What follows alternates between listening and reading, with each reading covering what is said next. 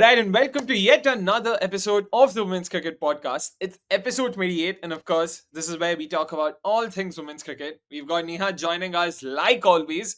Neha, we've got a big tournament coming up, the 100. Kya lag raha hai, boss? Given that there's not a lot of international cricket, this will clearly be hogging most of the limelight when it comes to the women's side of things. Hi Akshay, once again, really happy to be here. And true, now that the women's international calendar seems a little empty, probably the women's 100 will give us a lot of reasons to be just glued on to our screens and just look forward to all the action. I think off record also we were just talking about how all the teams are stacking up really well. 2024 gave us a good indicator of how Oval Invincibles just won't win everything. We saw how London Spirit just came a little out of syllabus there and did their thing. Hopefully this time around too, we get a new winner. But just excited, quite looking forward to how this season shapes up. It's just getting all the limelight it deserves, and yeah, just looking forward to previewing it.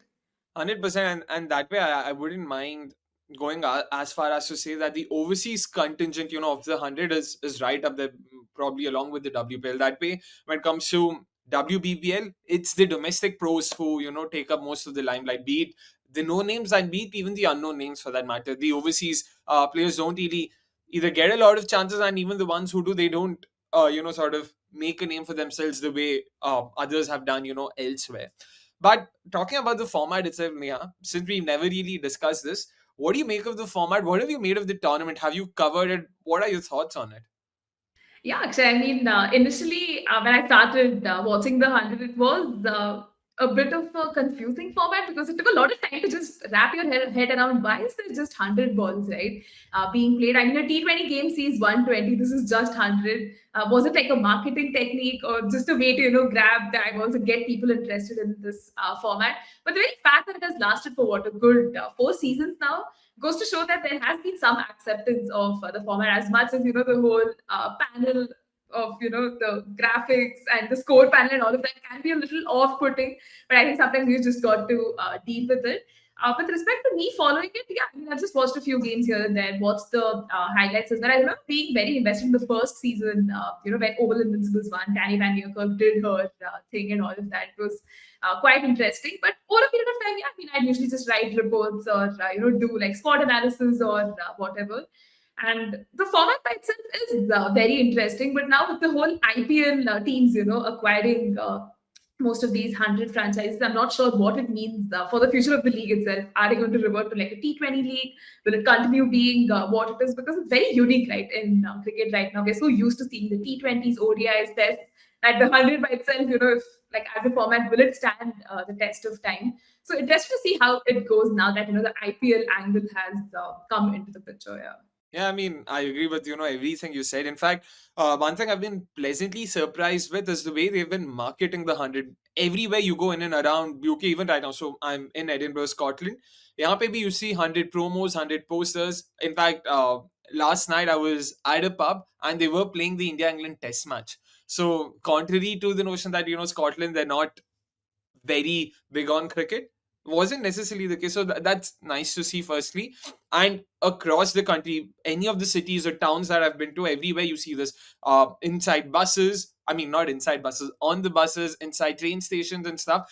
And what's even more interesting is the fact that more often than not, it's been the women's 100 that's being promoted, not the men's. Like they use the likes of Elise Perry, they use the likes of Tammy Beaumont, Nats Brand to promote the 100. Not, I haven't seen a lot of male cricketers. I did come across the odd Timal Mills, Josh Butler, but I saw a lot more women's cricketers. I don't know if it's just, some sort of a confirmation bias for me itself, but that was another interesting thing.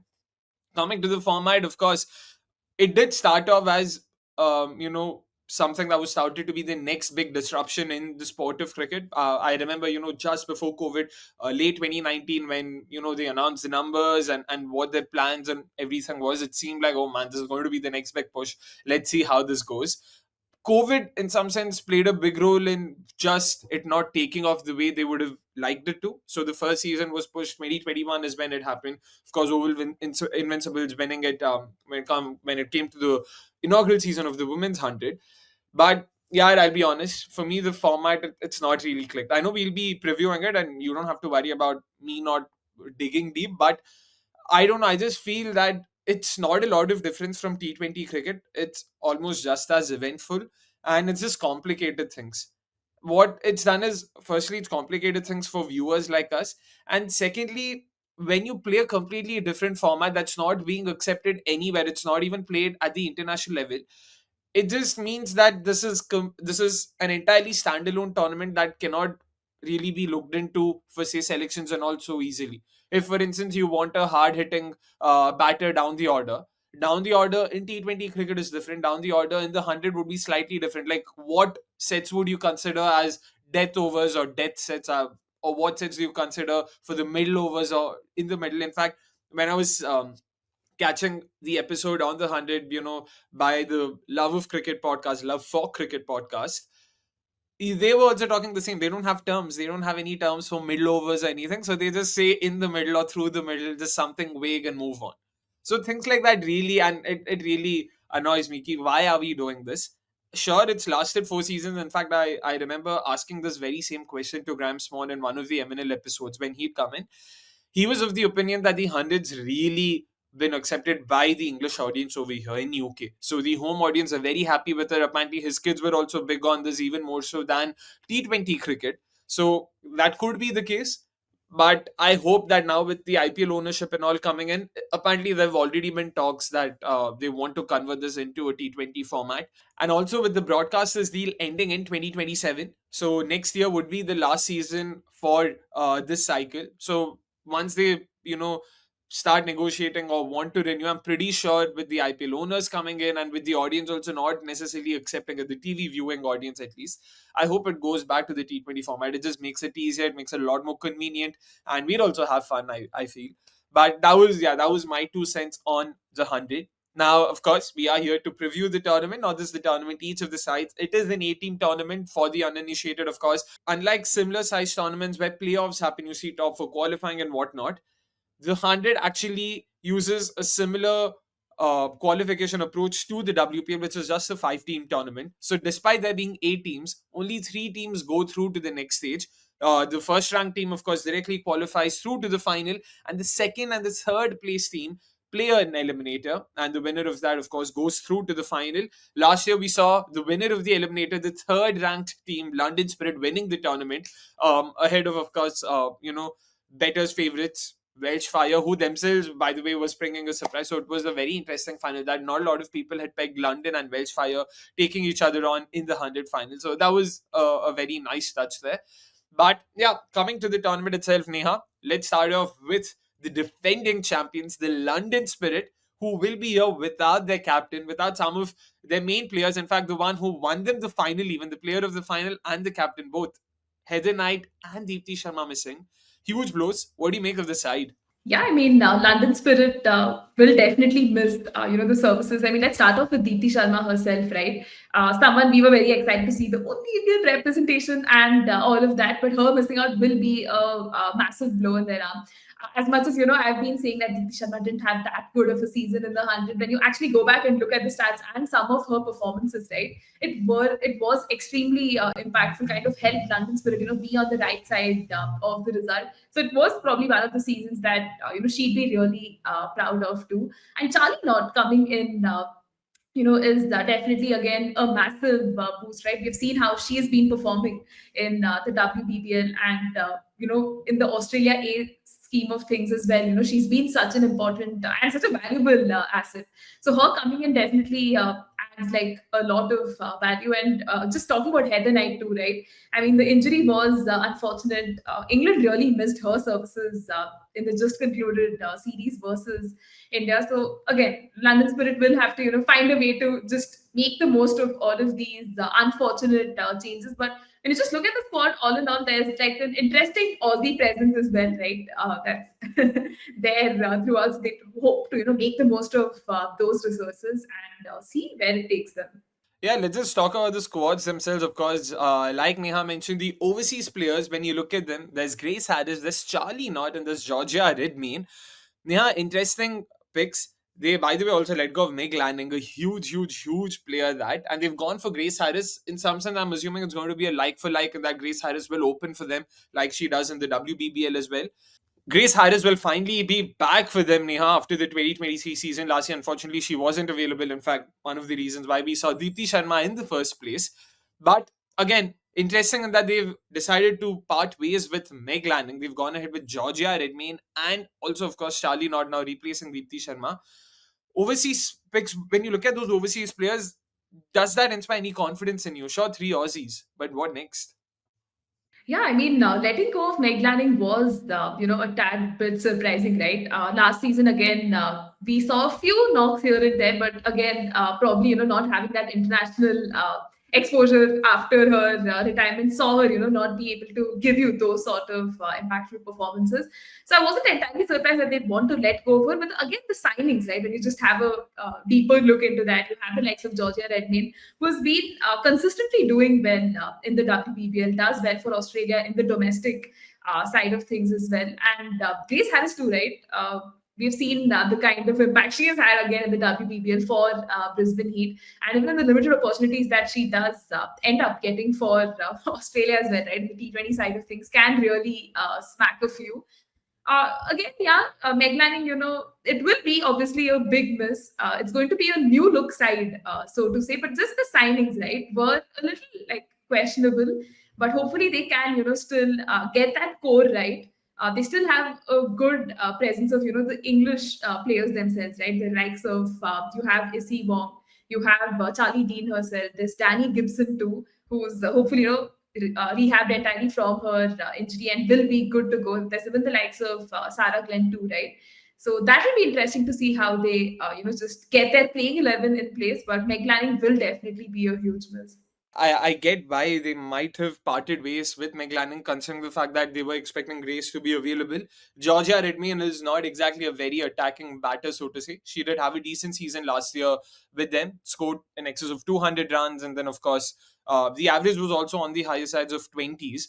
But when you look at that strike rate, 100 into, I mean, a strike rate of 102, that is, in this day and age probably won't cut it. And that's where someone like a Grace Harris and her explosiveness, being paired with this, I can see where this opening pair might work for them. And with Deepti Sharma missing out, Charlie not that way, bad ball, middle order. So yeah, I get it. And she's also been doing really well, like Neha said, in the WBBL. So good on her to, being able to grab this opportunity. But yeah, another big name that comes in, it's Izzy Wong. You know, a sort of out and out Birmingham player from the city, gets a lot of love there. And now the move to London Spirit, of course, the last couple of seasons have been very wayward for her. In fact, the last couple of years, in fact, after the inaugural edition of the WPL has really been a bit of a downhill curve for her. So hopefully now with her recent comeback, she will be up and raring to go over there. The slightly changed action and whatnot. Now she seems to have settled into a rhythm, and I think she's a great addition to to their side, because that's where they needed a bit of that bowling impetus. Last year, I felt despite having won the tournament against all odds, I felt they could have been a much better 11 had they had some better bowling options over there. And now, when you look at the way the side is shaping up, in fact, let's talk about what we think could be, their 11. Let's have the 11 out. Yeah, I mean, Georgia Redmayne and Grace Harris open, like we discussed. You've got Cordelia Griffith coming in at number 3. You've got AB Norgrove now batting at number 4. Unfortunately, no Heather Knight there, so they have no option but to do that. Griffith continues as is from last season.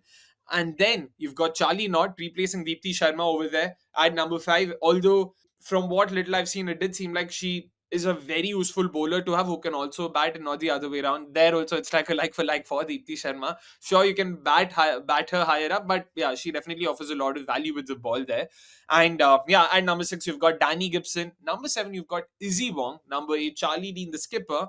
9, 10, 11. Now, this is where it gets tricky. I've gone ahead with the medium pace of Eva Gray. I've got Tara Norris, of course, left arm angle. She's done more than decently for London Spirit herself last year. And then Sarah Glenn, the leg spinner. Neha, when you look at this 11, firstly, I think it's one of those 11s that gives you the illusion of batting depth. Charlie Dean and number 8, not too bad and whatnot. But it just seems a bit too. Could have been much better kind of situation right now. With Lords being the wicket that it is, it's not a very batter friendly wicket. It usually offers sporting surfaces. Happy with this 11, or do you have any other names that you think you would include? No, actually, I think the playing 11 does look formidable. I think you've just tried to make the most of all the possible players there.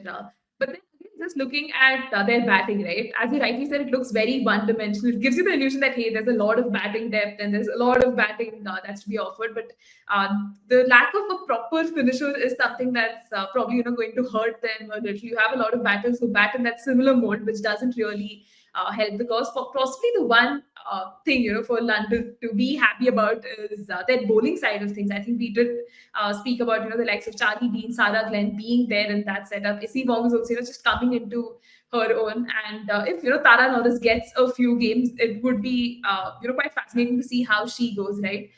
She's someone who we would love to see in an ideal world in all franchise competitions because of the kind of skill she offers, but that really isn't the case, right? So that's what London Spirit again would probably still be ruining some missed opportunities at that draft, and some of the better choices they could have gone. But these available resources, I think, yeah, like this looks like that's also playing 11 they're going to have to make peace with. And Tara Nondas, yeah, I do see her playing because last year she played all games for them. 2023 as well, she played 6 of the 8 games. Last year, in fact, she was very economical. She was one of the more economical bowlers for them, just an economy of 7.1. Not a lot of wickets to show for, but again, if you can contain runs and build that pressure, someone else can make use of it. So you don't have to worry about it. Bowling can also be done in partnerships. All in all, but yeah, not too bad aside. I think bowling is their strongest suit. That's my opinion. With especially the addition of Izzy Wong, who's been in very good recent form. So Danny Gibson, Izzy Wong, Tara Norris, Charlie Dean, Sarah Glenn. That's a more than decent bowling lineup. Add someone like a Charlie Knott to that, and of course you've also got Eva Gray, who I haven't spoken about much. So all in all, I do think this is a decent bowling lineup, but the batting has a lot of room for desire. So next up, let's talk about, of course, the runners up from last time, Welsh Fire. Again, once again, a side that has underperformed across the men's and the women's tournament, Neha. And last year against All Odds, they made it through to the final, like we discussed earlier. In fact, they finished first and made it through to the final directly. Unfortunately, yeah, missed the step at the last hurdle. But talking about the squad straight up, let's have it out. Neha, thoughts? Yeah, I think Welsh Fire was one of those units that really punched above their weight, right? The kind of season that they had last time around. I remember watching a few of their matches with so much interest. Just the way Hayley Matthews was going about, right? She was such an important player in that setup. She just continued to, pile on the misery of every single opposition and bowling attack that came her way. It was remarkable to see her be in that sort of flow. Even the likes of Jess Johnson and even Shabnam Ismail just coming good for them on multiple occasions just augured well for them. And Welshfire also has the presence of Tammy Beaumont and Sophia Dunkley, who are England regulars too, right? So I think that was another massive thing that they were also performing, and you could see that the unit just gelling really well together. Probably even Katie Levick just coming into this side, another big signing, right? We did see her do really well, if I'm not wrong, for Oval Invincibles, and now coming in for Welsh Fire is definitely a shot in the arm. So all in all, I think yeah, the squad definitely looks good. The English players in the squad, is like these are reputable names who have done well in the domestic circuit, and just having that good mix of overseas players as well, right? I think it just augurs really well for them, and everyone's just excited to see how Sarah Bryce performs, right? Again, she did really well in the 100. She did well in the WBBL, which kind of ensured she got a chance to play in the WPL as well. So again, yeah, just a lot of exciting names, and if they can replicate what they did last season, nothing like it. Yeah, I do agree with you there. I mean, if they do perform to their potential, I see the side doing wonders. But that's what it's a big gift over there. And how they go about it, no one knows. Hayley Matthews herself, she'll be coming back from an injury. In fact, there were initially murmurs that she might have to miss out the 100, but thankfully she will be a part of it. But we don't know to what extent will she be fit enough to bat, bowl, field, and how much of a set can she actually give in. But keeping that aside, when we just sort of try and look at the 11. Let's have that out first up. You look at the 11, Neha. Hayley Matthews bats at number 3 for them, which itself is a bit of a why does this keep happening? But yeah, they've chosen. They last year also we saw that they were happy with Tammy and Sophia Dunkley opening for them, so they will, yeah, in all likelihood continue with that, given that's what took them to the final. Number 4, Sarah Bryce. Number 5, you've got Jess Jonathan. Number 6, you've got Georgia Elvis. 7, 8, 9, 10, 11. Now you've got Alex Griffiths, Katie George, Katie Levick, Freya Davis, and Shabnam Ismail. Once again, Neha, like this is where you look at the batting. That top six looks very formidable. Like you said, Tammy, Sophia Dunkley, you've got two domestic stars. Then add Sarah Bryce, then add Haley Matthews to it, then add Jess Jonathan to it. Fantastic. You've already got two solid bowling options in that top six over there. But from there, I just see it, not really painting a very good picture. It's like that meme, it starts off very nice. The image starts off very nice and then it tapers off completely. But all in all, what do you make of this 11? Firstly, agree with it. Any more names that you would add? No, Akshay. At least I think for the first few games, they'd still want to win, stick to this sort of a winning combination, right? I mean, it's still very similar to the kind of setup we did see last time around too. In fact, the addition of Katie Levick does really help things. But as you rightly said, the batting department just looks way too formidable, way too commendable. But then when it just comes down to the bowling side of things, there is going to be a lot of pressure on the likes of Shabnam Ismail to deliver. Again, Shabnam Ismail too. Like when we look at her 100 career, she started so well, right, for the Oval Invincibles. I remember her, Danny Van Niekerk and Marzan Kaap being, the trio that was at Oval Invincibles, the South African representation. But since then, we've seen her shiftings and all of that. But coming to this Welsh 5 unit, I think there's going to be a lot of onus on her to, get wickets up front, especially in that power play. Because again, here in the 100, it works as 10 balls, or is it like 5 ball spells, and okay, let's call it spells, and then you can extend it to 10 balls and all of that. So it'll be important if she can get those wickets, but not having enough in the bowling department is something that's going to be a massive challenge for them. And here's where their batting will really have to bail them out of trouble. If they're batting first, they'll have to really post a big total to kind of ensure that the bowling can sort of deliver. But again, yeah, Akshay, at least for the first few games, the playing 11 does look good. Maybe they'll have to bring in reinforcements later, based on how the results show up here. The bowling will definitely depend a lot on Jess Jonathan and Healy Matthews, who were also the highest wicket takers last year. In fact, Jess Jonathan, of course, finished number 3 when it came to the list of top wicket takers, only behind number 1, Lindsay Smith, and number 2, Sarah Glenn, the leggy that we spoke about. But yeah, with the bowling, it's interesting in the sense they've gone for two great options in Haley Matthews and Jess Jonathan and add the fiery pace of Shabnam Ismail. That's 3 very good options. It's the other domestic picks that make me wonder. Like it's a domestic bowling lineup, so which is why I don't want to completely count them out. The likes of Katie Levick, Katie George, and even Freya Davis, they add a different dimension to the side. With Freya Davis, with Katie George's left arm medium pace, and then you've got Freya Davis with her right armers. I think it does lend well. So overall, when you look at the bowling lineup, it does have variety in it. But to what extent can this variety also translate to quality, that remains to be seen. All in all, but I would still say the bowling is good. Surely, because of the names, you might wonder, oh man, there's so many other better players or more known players. Maybe this might not be the most known bowling lineups. But if they perform to their potential, then definitely it is something they look at. With the batting, though, it's an interesting choice they've gone for, right? Cardiff has usually been a lot more of a bowler-friendly wicket. Even Butler was alluding to it in his podcast, shorter straight boundaries, longer square boundaries. So that also adds to the whole, tactical side of it when it comes to games happening at home. When you look at the batting lineup, it's interesting that for a home venue which is so bowler friendly, they've really gone for a solid batting lineup. But the batting lineup also lacks depth. They've gone for 6 solid batting options, but the batting also ends over there. After number 6, you've only got bits and pieces cricketers who can handle themselves. The likes of Alex Griffiths, Katie George, to some extent, I would say even Georgia Elvis. So after your number 5, once you lose 4-5 wickets, I don't know to what extent can they actually arrest the collapse or build an innings or something like that. So that's why they might sort of slightly be worried. But all in all, still not a bad side at all. A side that you would definitely want to believe can do well. So which is why. So you can't count them out, and that's the beauty of this tournament. Like all good tournaments, you can't necessarily count any of these sides out entirely. Sure, you might say this looks good, that doesn't look so good. But yeah, you can't say, this for sure will win and that for sure won't. But that's that from Welsh Fire. Swiftly moving on to the third team, which of course is the Oval Invincibles, arguably the best performing side in the history of the tournament across both genders. Neha, Last year, for a change, we saw them not winning a title like you put it earlier. But with the squad they have, they surely are top contenders yet again. Meg Lanning, man, they bring in Meg Lanning as if they needed her. Wow.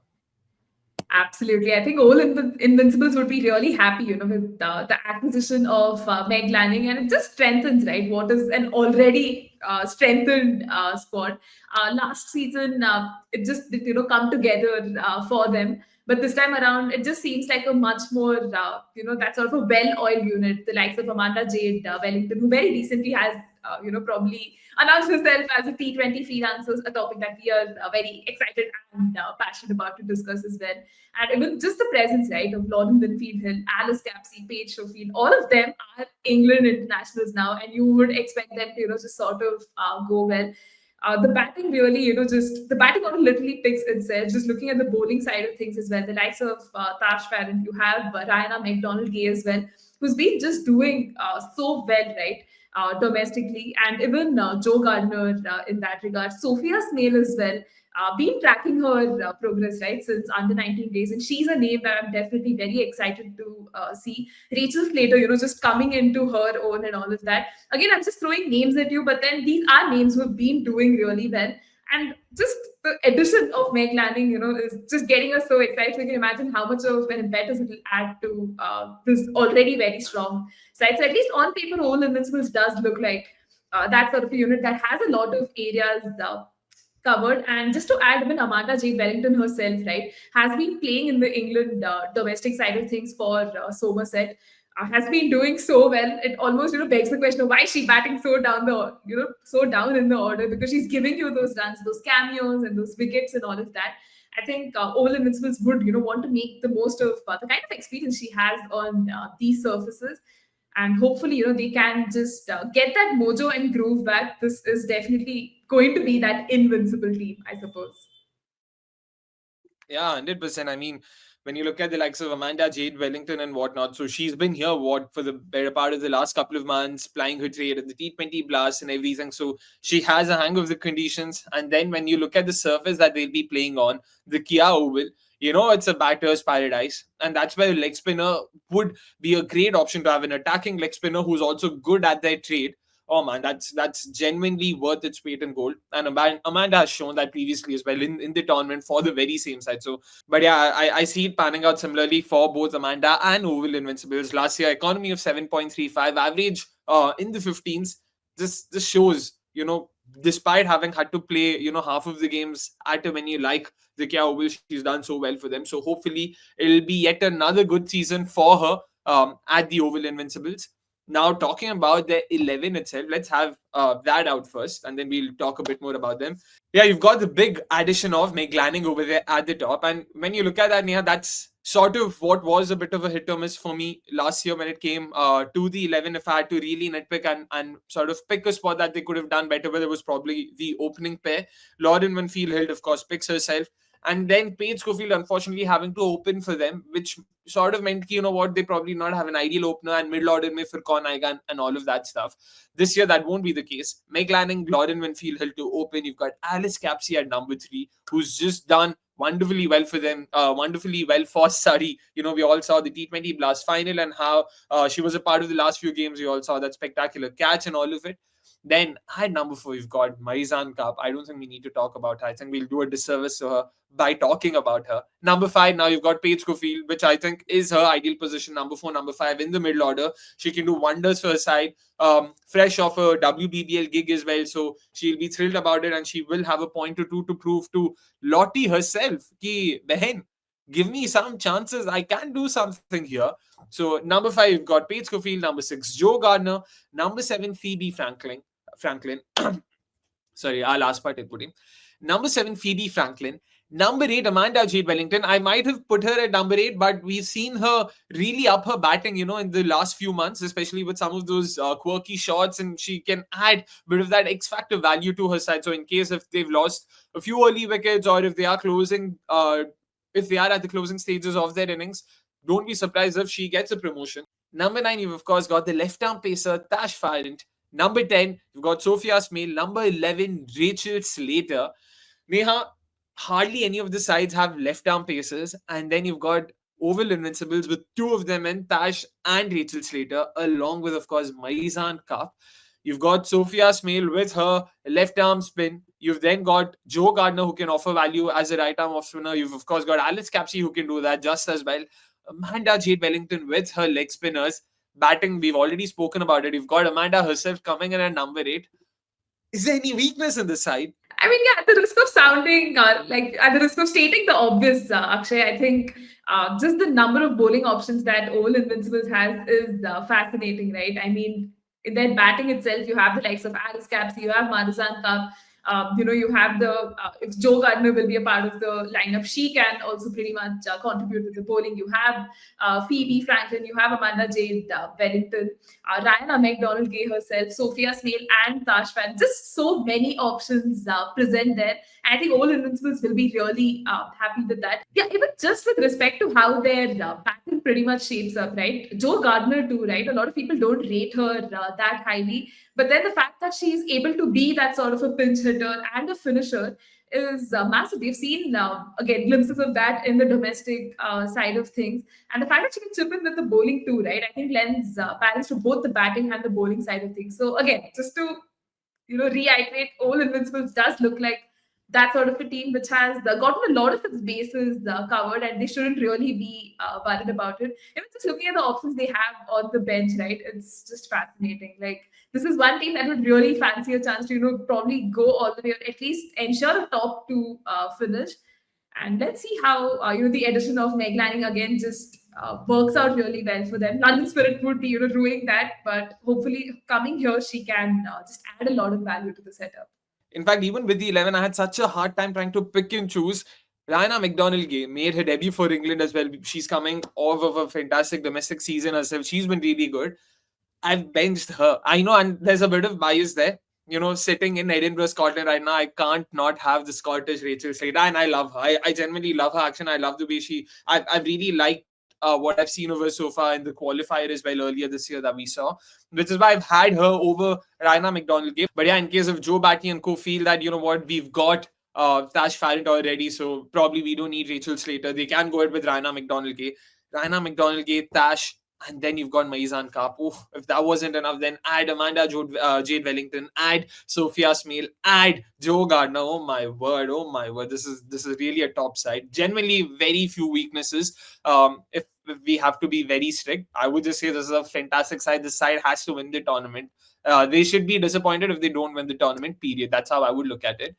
But yeah, that was that from Oval Invincibles. I guess it was very easy to talk about them. Yeah, good batting, good bowling, good coaching. Aage badho. Just one thing I want to add. Jonathan Batty is, of course, the coach. I think that also would have played a role in them going for Meg Lanning. You see Meg Lanning, you see Maizan Cup and all of it. I wonder if we could see some reverse osmosis in the IPL, in the WPL as well. Beg your pardon. Rachel Slater, left arm pacer, Delhi Capitals. They already have Sarah Bryce. What are the odds if they go for someone like her? Not that the pace attack needs any more reinforcements, but they don't have that left arm dimension. They had someone like a Tara Norris 2 seasons ago. Maybe you can see that.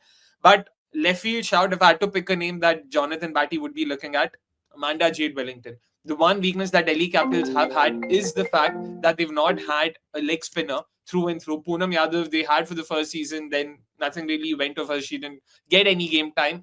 And now they will be looking to get someone. Last year we saw them go for Prema Rawat. Did not really get through to her. This time we might see this. Yeah, so that was that from the Oval Invincibles. Next up will be the Northern Superchargers, who finished fourth. Once again, perennial underperformers, so to say.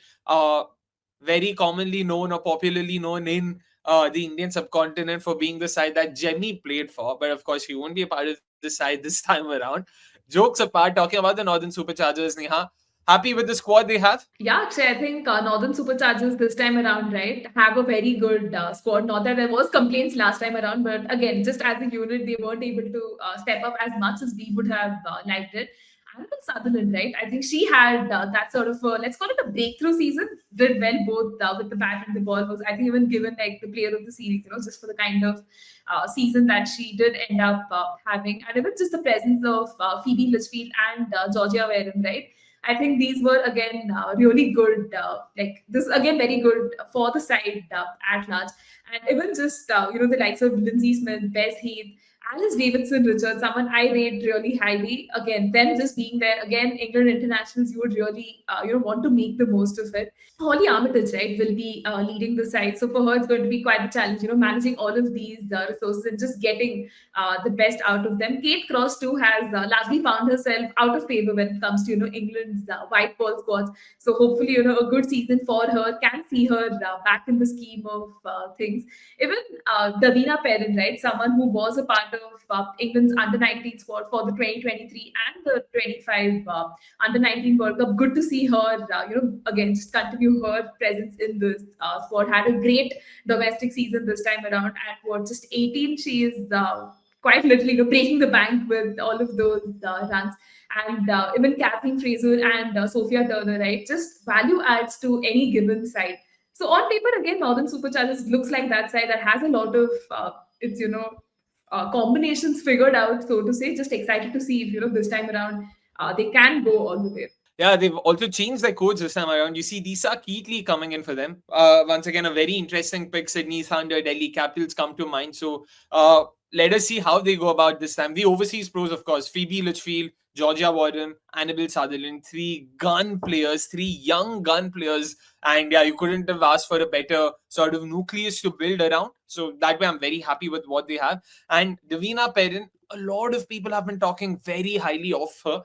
So I want to see a bit more of her. Last year, of course, she did play a few games, did not have the best of seasons, maiden season, of course, but this time around, I feel she is a lot more improved, has a lot more game time, and has done some, and has come up with some good performances in the domestic circuit as well. So excited to see a bit more of her. But when I look at their 11, let's have the 11 out. So this is the 11 that we think they would be starting off with. You've got Davina Perrin opening with Phoebe Litchfield. You've got Ollie Armitage and number 3, the skipper. Number 4, Annabelle Sutherland. Number 5, the keeper, Bess Heath. Number 6, Georgia Wadham, of course, will also play the role of the finisher. Number 7, you've got ADR, Alice Davison Richards. Again, had a great outing with the English side recently in the series against India. Then you've got Lucy Hyam in number 8. Then you've got Lindsay Smith. Then, of course, the pace attack to boot. You've got Grace Ballinger and Kate Cross. Neha, all in all, how do you look at this? Because when I see the side, what comes to my mind is they've got plenty of batters and bowlers, lot of all-rounders. In fact, Phoebe Litchfield and Davina Perrin, the openers, are the only specialists in the side. Everyone else either does both of batting, bowling, or at least batting keeping with Bess Heath. That is an interesting side. So you've got 9 bowlers, you've got 9 batters and 9 bowlers, and you know how Leeds is as a surface. Given the batter-friendly nature of Headingley, what do you make of this? Do you think it's a bit too much, or happy with how this is shaping up for them?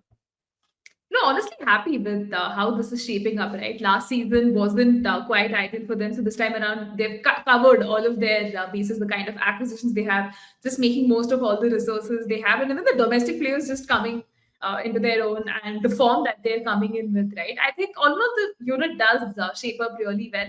A bit of a concern there with if they have that kind of firepower in the end, like can they actually have those fiery cameos? But you have someone like Alice Davidson Richards, their Best Heath too. I think such a gifted keeper. We don't see enough of her in the international circuit. I think it was again this case of when Sarah Taylor was there, Amy Jones was just in the shadows, and now with Amy Jones, Best Heath is someone who's just probably going to have to really wait very long to get her chance. But Bess Heath is someone who can lend a lot of value to that batting itself. But again, the bowling too, right? Grace Ballinger, I think we haven't spoken enough about her. Comes in with that left arm pace, and again another very exciting prospect for England, who in the past few years, have struggled with injuries and certain players not being able to cement their position. So a good season could possibly see her in contention as well. So yeah, again for Northern Superchargers, a team, again the playing 11 just gives us so much confidence, pretty much on par with Oval Invincibles too, right? So I'd probably go as far as saying that they can possibly look for that top to finish, just with respect to the kind of signings they've done and how strong the overall unit looks. Yeah, I agree with you on all those points there. And in fact, one thing is with the top order, of course, those of you watch the 100 keenly would have noticed is the fact that I've had Phoebe Litchfield up top opening with Davina Perrin. Of course, last year they had this is Ollie Armitage herself opening.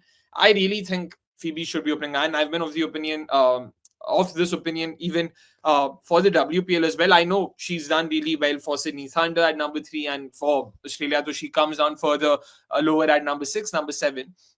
So if they sort of decide to change that up as well, if they want to continue with status quo, that's also fine. So you'll have Davina Perrin and Ollie Armitage to open, Phoebe Litchfield at number 3. That also works just fine. In fact, you know what? Let's change that. So let's just have the graphic out with the updated playing 11. There you go. So yeah, that was that when it came to the Northern Superchargers. Final thoughts. I think this is a decent side. It's all about, just ensuring with so many options at your disposal. Ollie Armitage might just get confused, and you would want her to be clear with the kind of players she would want to play, the kind of batters she would want to use, bowlers she would want to use importantly. So that'll be a bit of a tricky shot, but all in all, of course, still a more than decent side for them. Next up, you've got the Trent Rockets, Trent Bridge, of course, being the home venue. You've got John Lewis coaching them, who's not had the greatest of last few months. He's had multiple sackings to handle, and then you've got a change of captains. They've moved past Nats Brant, or you can't necessarily say they moved past. Both parties decided, yeah, you know what, it wouldn't be right for her to continue captaining, with her also having to captain the national side. They've gone ahead with the experience of Ash Gardner, who herself also coached, her WPL side to their maiden sort of playoff finish. Neha, thoughts on the squad? I think just looking at Trent Rockets, right? They were in the news before the season even started. Nat Silverbrand deciding to step down as the captain. I think a lot of people have been critics of her captaincy over the course of all those seasons. And the same reasons were used, when she was also made England captain. She's not had the greatest possible runs with Trent Rockets. And would it be, the right kind of move? But with Ash Gardner coming in too, right? I think a solid captain choice. Even when she was playing for Sydney Sixers, there were occasions where a lot of people felt she would be an ideal captain, but that's a side that already has Alisa Healy, that has Elise Perry, so it just doesn't make sense. Yeah, I mean, whatever we have seen of her too, right? Captaining Gujarat Giants in the WPL as well, quite impressive, right? So I think for her to come into this Trent Rocket side will be, as a captain, will be very important. And again, we see a lot of Aussie, presence here. We see, Alana King being there last time around. She was quite clinical, right, with all of her spells, and it was quite a delight to just see her be in her group. And even Heather Graham, right? She's again someone who we rate really highly. A lot of people think she's a bits and pieces player. Do not agree with that. I think she does offer a lot more than what people, give her credit for. Even Bryony Smith. You also have Kirsty Gordon and Grace Crivens, right? Again, another solid batter. Just excited to see the kind of season she has had. We've seen her right through her under 19 days. Again, in the domestic, she just has been doing really well. So again, the side looks quite interesting to see. Just curious to see how the playing 11 sort of shapes up. And yeah. When I look at that top three, it's a very young top three. The likes of Bryony Smith, Grace Crivens. Last year they were using Nat Rate, so I'm assuming that they will continue with her. Very young, and which is what excites me. I want to see a bit more of them. We've seen Bryony and Grace both be a part of the England Lionesses, the A tours, and the development squads and whatnot. So this will be a good test for them, and this is where they can sort of just take their game one step up, and hopefully even stake a claim for the English side, because the English openers themselves have had, a tough time negotiating the Indian bowlers in the recently concluded series. So they might be looking at some changes there too. So good time for them to prove themselves. But when we look at the 11 itself, of course, let's have that out. There you go, Bryony Smith and Grace Crivens to open, like we mentioned. Nat Wraith at number 3. Nat Silverbrand at number 4. Ashley Gardner, the skipper, makes in at number 5. Heather Graham would in all likelihood play the role of that finisher, of course, a very aggressive batter. Handy medium pace bowler. She batting in at number 6 lends a lot of value to them. Number 7, you've got yet another all rounder in Emma Jones. Number 8, Alana King. Number 9, you've got Kirsty Gordon. Number 10 and 11, there's Alexa Stonehouse and Sophie Morris. Neha, when you look at this, for me, first thoughts, when I look at that pace attack, it's the pace attack that does concern me a bit, because it'll be heavily dependent on Nat Silverbrand. And if she's not bowling, then there's practically no pace attack. Because apologies, I said Alexa Stonehouse, and guess who decided to speak behind me? The speaker itself. Apologies for that. But coming back, you've got, where we were talking about the Pacers themselves. In Stonehouse, Emma Jones, Heather Graham, and Nat Silverbrand, that's a very iffy pace attack. You've got no out and out pacer, so to say. Heather Graham and Emma Jones both don't really fit that bill. Yeah, if they go ahead with this 11 with Sophie Morris at number 11, I just don't know if there is enough, enough of a pace attack, and that's why Trent Bridge. What sort of a surface do they go ahead there? Do they decide to make it a batter's paradise and just go for flat tracks? Do they have something in it for the bowlers just so that their bowling attack can also come into the picture? That's a question they'll have to answer for themselves. All in all, when I look at the spin attack, though, the spin attack is really good. You've got Alana King, you've got Ashley Gardner, and then you've of course got Kirsty Gordon and Sophie Morris. Four very good options to have over there. But Neha, thoughts on this? Yeah, actually, I mean, just now that we put that playing 11 in perspective, as you rightly pointed out, the pace attack does look quite undercooked in that regard. A lot will depend on Alexa Stonehouse and even Nat Silverbrand. But if she's not bowling, I don't know how that's going to shape up. But at least one thing that Trent Rockets can take solace in is the fact that at least their spin attack looks so formidable. If Alana King can continue the kind of form that she was in last time around, it would really help the cause. And Ash Gardner, coming to the party will be very important. But just the rest of the bowling, right, doesn't give you that much confidence. And even again, just looking at their top six as well. I mean, do you have that sort of a express finisher who can give you those sort of cameos that can help you, that can help take you to large targets? Is I think something that they will have to still, figure out and see how that works out.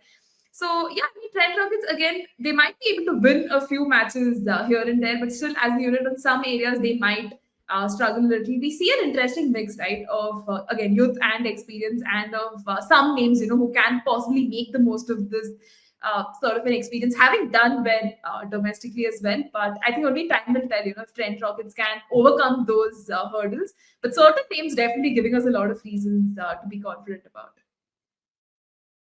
Yeah, I mean, the only way I sort of look at this being better for them is Kirsty Gordon picks herself. You already have that left arm off spin option. So maybe then instead of Sophie Morris, they can go for another pacer.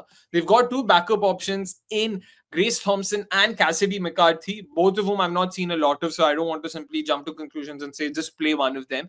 But Cassidy McCarthy, from what I heard, pretty good pace bowler, and she also has that pace, which not a lot of teams do. So, and given that they themselves, apart from Nat Silverbrand, don't have a frontline pacer, so to say. So that's why maybe she can add a bit more value along with Stonehouse and her left arm medium pacers. Sophie Morris, the only reason we've gone ahead with her is because last year they also had someone like a Josie Groves and her leg spin, so they were using her regularly. So I assume they would want an additional spin option, taking it away from right-handers. If they realize that they need another pacer, or if they feel like they need another pacer, then yeah, you've got two backup options. But even then, I think this side is not. I don't see a championship winning side in this. So I hope to be proven wrong. So fingers crossed that they do well once again. Another side that's just underperformed consistently. Unfortunately, that's been the case throughout the four seasons that we've seen so far in this cycle. You've seen certain teams consistently do well, certain teams consistently do poorly, and you want to change that. So hopefully, we'll get to see some of these sides also do well this time around. And hopefully, the change of captains will also help, because those who follow us regularly know that I've made no bones about Nat Silverbrand and her captaincy. No questions about the player herself, though. Yep, time for us now to move to the next side. It is the Manchester Originals, a kit that I really love. I love that black and grey. It looks so good. Oh, I just love it. But this side, let's talk about it. They did bring in a huge player in Amelia Kerr. That was a fantastic piece of recruitment there. Manchester and the kind of surface you can expect at the Old Trafford. In fact, last year it was one of the more spin-friendly surfaces. So you've got Sophie Eccleston and Amelia Kerr playing their trade over there. And add to that, you've got someone like a Fee Morris. Oh, I think that's a very good spin attack to have. So good on them to be able to recognize the fact that they need a strong spin core, and they've really gone all guns blazing for it. I think yeah, Manchester Originals for one is one side that has criminally underperformed. Right, they've had the right set of players who have just not been able to, step up when the team, most demanded it. Sophie Eccleston as a captain did not give me a lot of confidence. But this time around, we see Beth Mooney who will be leading the side. So again, I'm not sure if the captain upgrade would, kind of change their fortunes, but at least for their sake, let's hope, it kind of works out really well. The kind of recruits they have in the form of, Amelia Kerr, you already have Deandra Doughton there. I think it's again quite impressive, and you would expect these players to come good and be able to deliver. A lot will hinge on probably Beth Mooney, the batter herself, right? We've seen her do well on these surfaces, so hopefully she can sort of carry on from there. Just the rest of the lineup, right? Mahika Gaur is someone I'm very excited to see. I think for the longest time she's just been on the fringes of that England setup. Hopefully, can break the door open for selection with a good showing in the 100 as well. The likes of even Catherine Bryce and Fee Morris, right? We have just spoken so much about them. Having done well in the domestic side of things, that again, a good showing in the 100 could mean a lot of different things. So, exactly coming back to the point that we were talking about Manchester Originals not being able to, live up to their potential. Hopefully, this time around they can, just change their fortunes, and Sophie Eccleston can, largely focus on her bowling side of things and wouldn't have to burden herself with the captaincy. And we will probably, likely to see her, kind of lead that bowling attack side of things, and just a lot of young names in that side who can massively benefit from a presence like her. So yeah, let's see how things just end up panning out for them. Yeah, it'll be interesting to see because you've got someone like a Michael Klinger over there along with Beth Mooney, a duo that's worked together in the WPL too. So you would want to believe that that connection might come to fruition and might help them lead. Get some good results. Amelia Kerr, for one, I think is a fantastic signing, not only because of her bowling, but I also think because of her batting. And sure, a lot of people might talk about the fact that Beth Mooney, Amelia Kerr, both are the kind of batters who start slow, tend to take their time. They have lower strike rates but higher averages and whatnot. And I think that actually works in Manchester favor, considering the kind of surfaces we can expect. If it's going to be a spinner friendly surface, a surface where you wouldn't see a lot of high scores, that's where you need banks. You need batters who understand the surface, who understand how to apply themselves and just score runs, even if it means that they're consuming a few more deliveries. If they manage to get to a pass score, I think they've got the spin attack to, sort of have that spin it to win it strategy and just, bowl oppositions out for fun. Look at the bowling attack, man. This is a very, very, very good bowling lineup. Like, I wouldn't mind going as far as to say this is arguably the best bowling lineup in the tournament. You've got Mahika Gaur, Lauren Filer, you've got Fee Morris, Sophie Eccleston, Catherine Bryce, Amelia Kerr, Deandra Doughton if you want, Alice Monaghan. That's very good.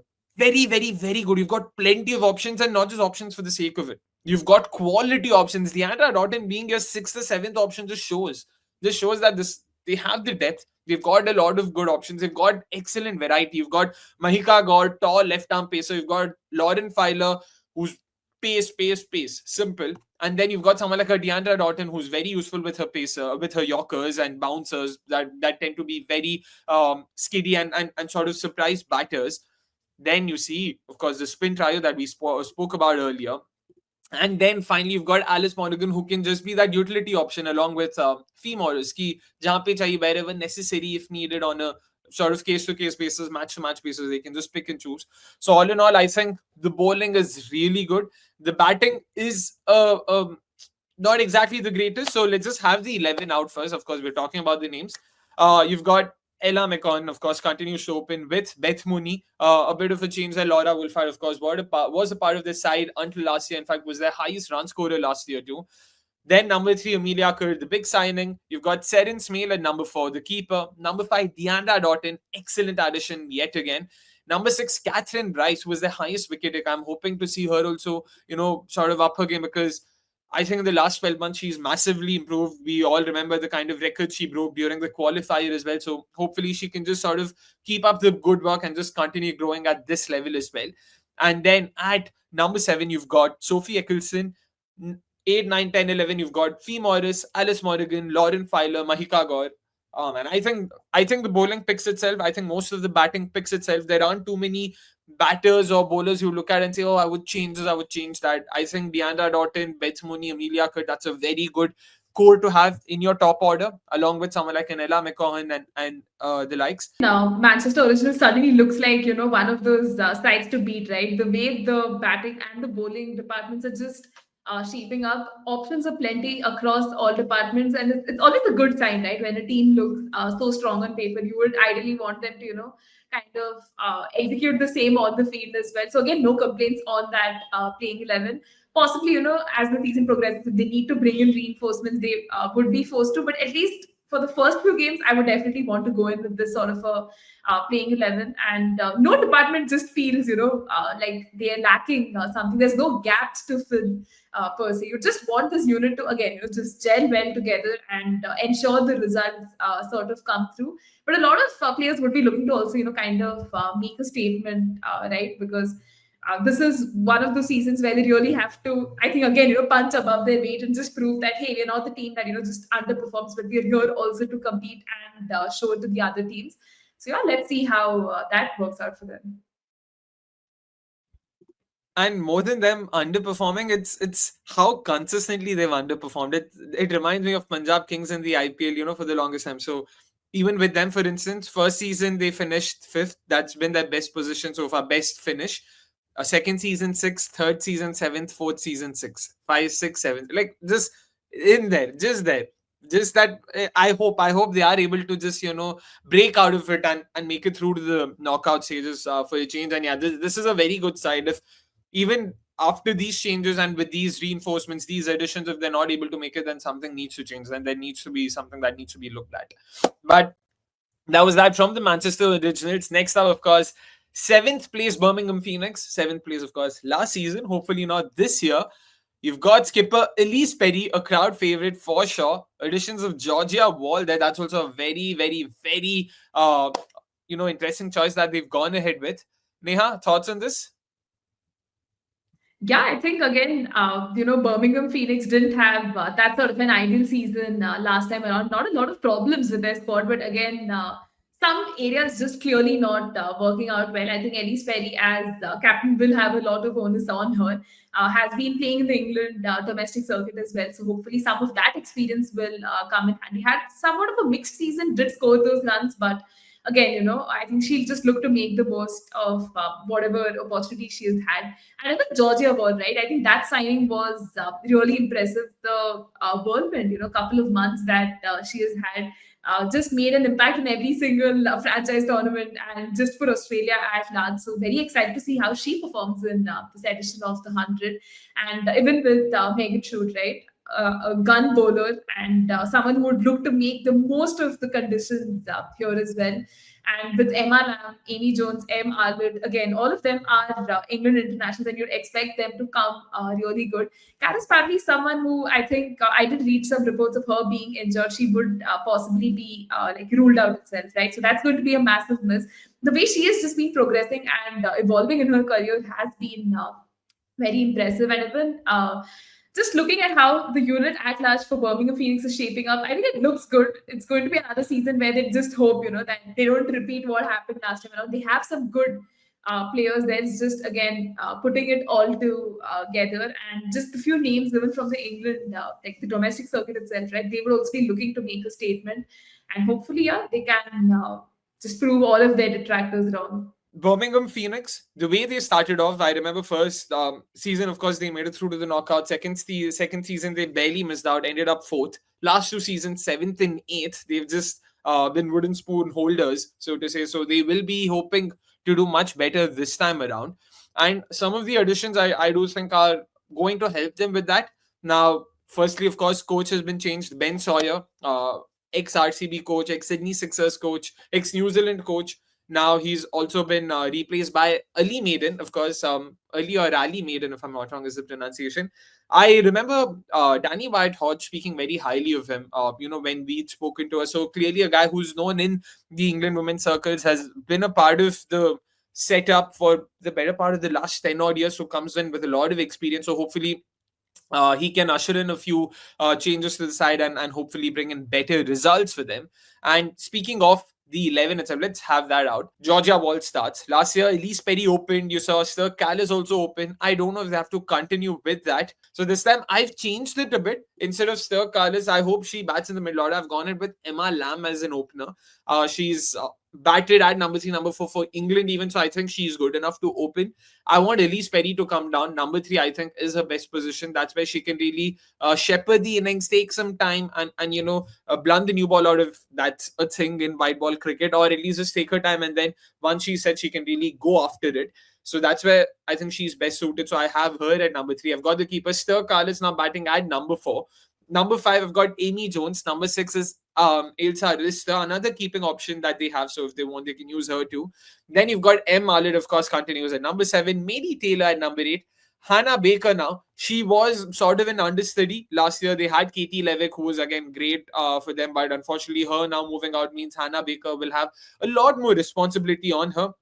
And Caris Pavley also not being available, which means she will have to really up her game big time. You've got Phoebe Brett and Megan Shoot, another fantastic signing, like Neha mentioned. All in all, not too bad. An 11, so to say. The batting looks really good. Georgia Wall, Emma Lamb, Elise Perry, Amy Jones, Ailsa Lister, M. Marley. That's 6 names who've got international experience, 6 names who've done consistently well in domestic games and in franchise cricket too. Yeah, actually, again, no complaints there with the playing 11. I think the order pretty much picks itself. Apologies, I did mention that Katie Levick was from Oval Invincibles and then moved. It was, in fact, from Birmingham Phoenix. I think they'll definitely miss her services. She was doing, reasonably well. But again, just coming back to the playing 11 itself, the batting order looks very formidable, right? No complaints on that front. I mean, just having Elise Perry in that batting order really can ensure a lot of good things for the side. Emma Lamb will have to again, take that onus of opening with Georgia Wall as well. But even just looking at their like bowling side of things, Megan Shoot, I think she will shoulder a great chunk of the responsibilities as well. And Hannah too, right? Although this England summer we did see her, kind of make her debut, do really well in West Indies. The India series was a little bit of a litmus test, so to say. So in this season of the 100, let's see how she's able to sort of, just get going. Even Hannah Baker, someone I've heard a lot about, just would like to see how she goes. And Asia is just someone I think during our T20 World Cup time, we spoke about so highly as well. So this would be another season for her to, kind of prove things right. And Amy Jones too, right? We have seen her time and again come in and chip in with those, impactful performances. So yeah, just all in all, I think Birmingham Phoenix definitely looks like a much better unit than last time around. Just a few reinforcements here and there have possibly helped their cause. And even, I hope I'm getting the pronunciation right, Stur Callis. Yeah, the Dutch player herself, right? Last season scored around like 200 odd runs. Really liked what I saw of her. I think that scoring rate becomes a little bit of a concern. If that strike rate is something she can really work on, I think we can see her reap dividends and actually just play really well in that batting order. So yeah, it's again a team that gives me a lot of promise of just going all the way. It's only a matter of time that they can eventually cross that hurdle. Yeah, batting looks good. They've got decent depth with someone like an M. Marlett at 7, Mary Taylor at 8. And when you look at the pace attack as well, Megan Shoot, M. Marlett, Elise Perry, that's a lot of experience we're talking about. M. Marlett might have made her debut recently, but she's been plying her trade for a while now. And then add to that, when it comes to the spinners, that's where, of course, if you want to really dig deep, you've got Phoebe Brett with her, slow left armers, left arm off spin, call it what you may. You've got Hannah Baker with her leg breaks. Off spin, you've got Emma Lamb, you've got Georgia Wall, maybe part timers if as a matchup, maybe if they want, they can really use her. Not exactly known names once again, so I wouldn't say they're bad picks or something like that. They're just not known enough. So that's where if they are able to sort of play to their potential or raise up their hand, I really think this is a side that can do well. And I know we've sort of said this for almost each of the 8 sides, but that just goes on to show the kind of quality we're talking about. When it comes to the squads, exactly, they're all very neck to neck. Sure, you might have just 1 or 2 sides that look much better than the rest, but even then on their day, any side can be beaten. That's for sure. So that's that from Birmingham Phoenix. Last up, of course, the side who were wooden spoon holders for the first time, and very, very, very surprisingly so, because the first 3 seasons they were 1-2-2, and out of nowhere, then you see them spring up a surprise. They finished number 8.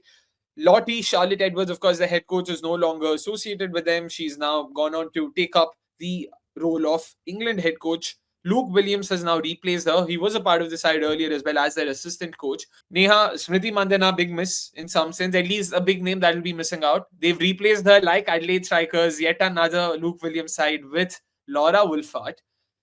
What do you make of this squad?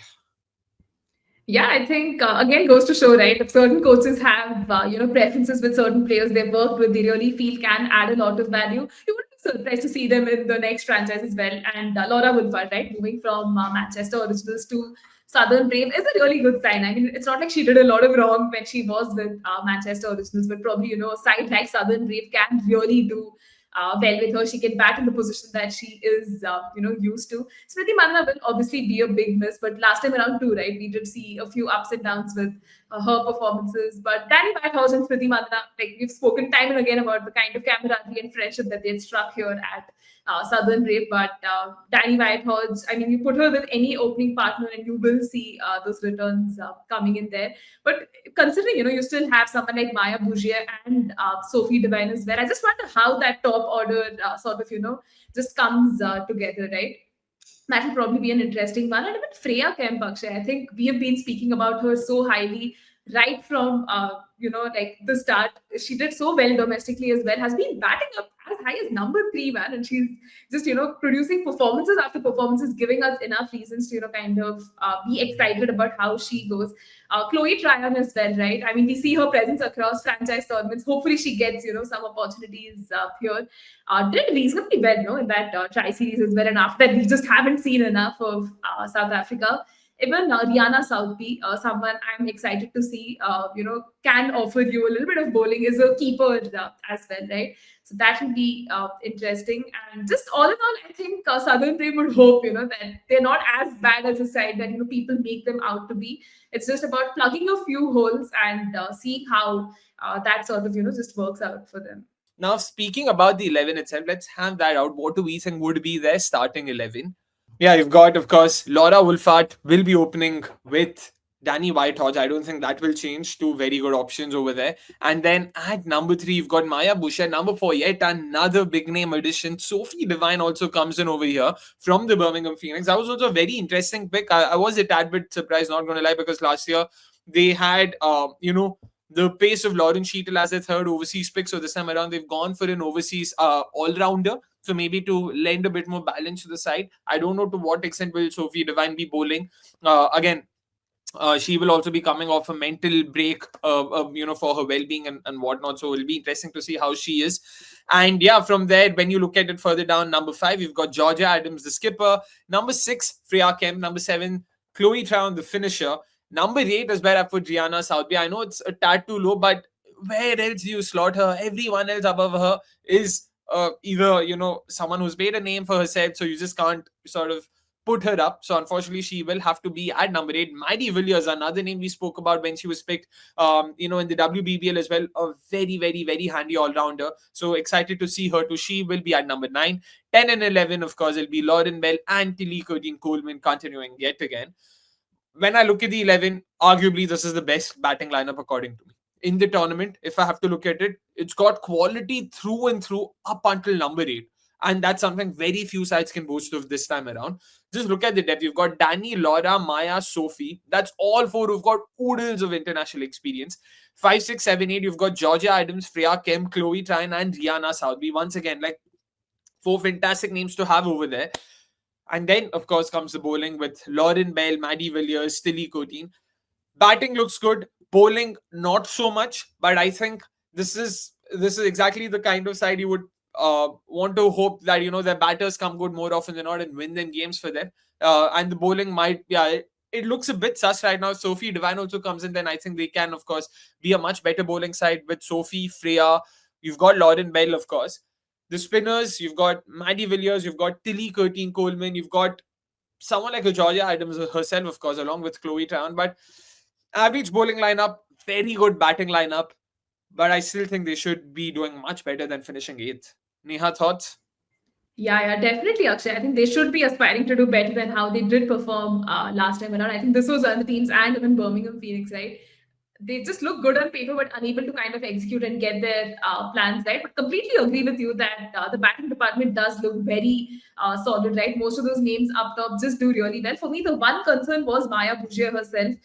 She does well as an opener, but coming in, much later at number 3 or number 4, I'm not sure, would be ideal for her. Sophie Devine, again, we've seen her, being used as a floater for the White Ferns, so that shouldn't be that much of a concern. But Freya Kemp, Chloe Tryon are names, who will be expected to do well. And what better platform, than the 100 itself. But as you rightly said, it's probably just the bowling side of things, that can be a little bit of a concern. Either case, I want to see how Tilly Corteen Coleman does, right? Whatever we've seen of her, right from her under 19 days in the domestic side of things, I think she is definitely a value add. Even someone like a Phoebe Turner, right? People haven't spoken enough about her, but then she has also done enough to, kind of warrant the place in that side. Again, Southern Brave could be in a situation where, there's just so many players who could be, fighting for that sort of a similar slot. And Lauren Bell too, right? She's quite literally come of age recently, with those performances, just reminding us that, injuries are a part and parcel, but, she can come in and perform really well. I think in the series versus India, we really saw her step up when the rest of the bowling unit was just getting tonked all over the park. So yeah, Southern Brave would really, really hope that, this time around they can, have a much better showing than what they did, in the past season. Yeah, and we've finished each of the 8 sides there. Let's hope that each of these 8 sides are somehow miraculously better than they were last year. And again, like I said, I know we probably sound like a broken record. Ki, yeah, you previewed each of the sides and every side looks good. But yeah, this actually is one of those tournaments where even I was a tad bit surprised with the kind of quality that each of the sides had. Even the ones that weren't looking so good, you still have something to look at and something to count on. But having spoken about each of these 8 sides, last bit, let's just have our predictions out. What do we make of this season? Who do you think will the winner be? Who do you think will be the highest run scorer? And who do you think will be the highest wicket taker? Neha, let's start off with the highest run scorer, probably. Let's have that out of the way first. Who are you expecting that to be this time around?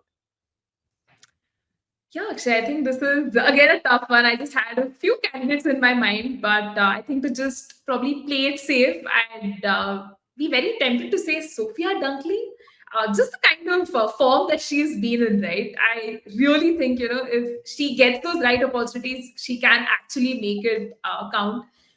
See, the easier choice would have been to, go with Haley Matthews, Elise Perry, and all of them. That's But true. I think, yeah, Beth Mooney herself. But I think Sophia Dunkley, right? I think she's someone who has really, just done so well in the past few months. And the 100 would hopefully see her take it to the next level. So I'm going with a slightly left wing choice there with Sophia Dunkley. Interesting. Okay, I see your Sophia Dunkley, and I raised her Surrey teammate. I'm going ahead with Alice Capsey, considering how much I've sort of criticized her, and I don't think I regret it or something. But I really hope that she has a good season because she's a fantastic player. She's too good a player to not sort of get over that slump. So fingers crossed that this season would be it, and she will be able to make her way back into the side soon enough. That would be my highest run scorer. Coming to the highest wicket taker, oh man, this is just too difficult. There's so many names. Uh, just for an ulterior reason, I just hope it somehow works through. But I'm going ahead with Amanda Jade Wellington. Again, gun leg spinner, has had a lot of experience. Last year also, we saw, in fact, each of the top 3 wicket takers being spinners in Lindsay Smith, Sarah Glenn, and just Jonathan, like we discussed earlier. So I'm expecting that to not change so much this time around too. So Amanda, come on. Good one there, Akshay. I think here's where I'm going to use my Sophie Eccleston card. Again, a lot of people feel how predictable hai and everything, but then just the kind of past few months that she has had, coming from her injury, her break, and all of that. I haven't spoken about some of her struggles as well. I think in the India series, we just got a glimpse of, what she's still capable of, and I feel the 100 would be a perfect occasion for her to, just do her thing for Manchester Originals without that pressure of captaincy, so to say. And yeah, I'm just getting the feeling that Sophie Eccleston is probably going to be one of the highest wicket takers, if not the highest wicket taker. All right. And winners, of course, let's have top 3 and winners. Let's have both of it out of the way. Let's start off with top 3. Neha, you go first. Who's your top 3? Okay, we have done such a comprehensive, preview of the teams. Akshay, I think we can probably give ourselves a little credit, but just put that top three in place, just based on what we have seen. Probably Oval Invincibles, Welsh इतना Fire. दिमाग लगा के Oval Invincibles बोलोगे तो उसमें no jokes jokes but हाँ, लोग गाली देंगे. we don't need rocket science to have oval invincibles. They have to Yeah, yeah. unfortunately or fortunately be a part of it. But yeah, go on, yeah. I know I had another name in mind, but I think I'll just still stick with probably Oval Invincibles right up there. Welsh Fire, and I think I'm just going to say it out loud, Manchester Originals, because of how did you have the same names in mind? Same three. I've written it down. I had the same three in my mind. Oh my Oh, god, okay. but okay, go on. Okay, so those are your three. Actually, these are my top three. Like I'm just getting that sort of a feeling. Again, this is not to disrespect the other teams, but just how these three teams look way more formidable than the others. Just a few margins here and there. And coming to the winner itself, right? This is going to be a tough one because as much as the mind says, Oval Invincibles, but then they've won enough, yeah. It just, probably we should see a new winner again this time around. So I'll probably go as far as to say I think Benchfire, if they can, be the winners, nothing like you were thinking of the same name. Same Brilliant. sub. Okay. Anyways, yeah. Go on. Yeah. So I really think Welshfire, if they can continue the heroics of last season, have their key players really step up. I think there's nothing to stop them from the to ensure that sort of a podium finish. And I think we'll have a great finals on cards. Yeah. Yeah, I agree with you. And the three names for me, of course, the thing is, I wanted three names that haven't won the trophy before. But yeah, it would be very stupid of me to not look at or to look past Oval Invincibles. They're just too good a side. Like even if I want to sort of discount them or say, you know what, this is probably, Are she's overrated. Are nahi, nahi, yaar. Everyone is good. You just can't. So unless they just have a bizarre season where Maizan Cup out of nowhere starts bowling wides aplenty and all of it, which I don't see happening. They will make it through to the top three. I had Welsh Fire. I do agree that Welsh Fire might not be the best of sides, but they've already shown it last year that if they play to their potential, they can do really well. And with also some of the names they have, yeah, you've got Haley Matthews, Jess Jonathan, who contribute so much with both the bat and ball, and then along with that, Sophia Dunkley, Tammy Bowman, there's that experience. So I'm hoping that they do well. Manchester Originals. So for me it was sort of a conundrum between Manchester and Birmingham because I also thought Birmingham was good, but with Birmingham, my point of difference between both the sides was Birmingham fantastic batting lineup, average-ish bowling lineup. Manchester fantastic bowling lineup, more than I would say an above average batting lineup. So because they had a really good bowling lineup, and as the cliche goes, batters win you matches and bowlers win you tournaments. So that's why I felt Manchester really sort of take the cake for me. They have come up with a side that suits their home conditions, and that also plays a massive role. So I really hope they do well. And when it comes to winners, I also went with Welsh Fire, of course. And for me, the reason was because last year they were finalists. They were the losing finalists despite having finished first. So this is more of a hope and less of a prediction. I hope that they win the tournament and move on from there. Or it's Manchester Originals for sure. But I know who I'll be backing. I will be backing the Manchester Originals. That's the side that I'll be supporting. But I guess that's that from this episode of the Wins Cricket Podcast. Yeah, we are nearly clocking 90 minutes over here. Something I did not think. I thought, you know what, we probably won't have a lot to talk about this and whatnot. Happy that, our research did pay some dividends, if not a lot of dividends. We have researched to the best of our abilities.